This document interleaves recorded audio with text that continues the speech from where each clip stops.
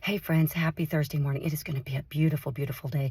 Getting ready to head into the gym for another rest day because I have the Heroes Marathon on Saturday. But I wanted to share something with you guys real quick that was on my heart. Yesterday I was talking about the strength of God, right? And when we tap into that strength, when we realize we're not doing things in our own strength, we're more able to overcome the trials and the tribulations that we're going to have in this world.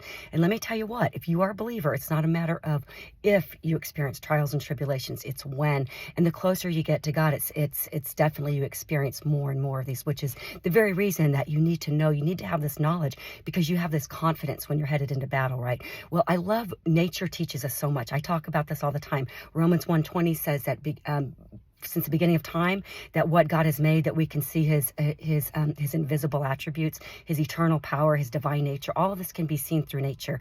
And I was reading this morning in Psalm 29. It's a beautiful psalm. It's a psalm of David. I highly suggest that you go read it. But David, he was talking about nature and how God's voice is revealed through the thunder. And it says that his voice is powerful. His voice is majestic. His voice, it shatters the cedars of Lebanon.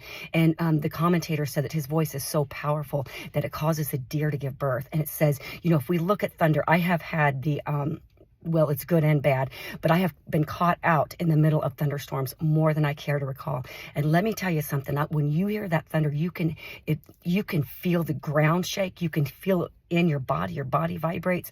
That thunder and that lightning, oh my gosh, talk about majestic. But if you've ever think about that. This is the voice of God. Scientists say that just on an average thunderstorm, not the big one that David was talking about, emits 10 million kilowatt hours of energy. Is that amazing or what? But listen to me, guys. This is the same strength that lives in us. This is the same power that raised Jesus from the dead lives in us. So I don't know what you're going through today, but let me tell you what, if we can totally grasp this, we can get through anything. I talked about yesterday how Spurgeon said that if we get this, we can bear anything and everything, and we can get through the trials and tribulations of the day, remembering that we are not going through them alone. And I tell you what, if you, the voice of God can be heard right here.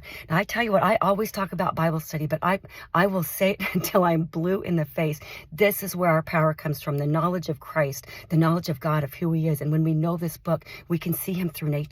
There is no excuse for not knowing God. Not only can he be seen through nature, but he can be revealed through this book. So if you are not a person who is a Bible studier, I highly suggest that you do. Set aside just a little bit of time each and every day. And the more that you read it, the more that you get into it, you'll find that your times extend longer and longer and longer. And then pretty soon, like me, you'll have to be careful or be late for work.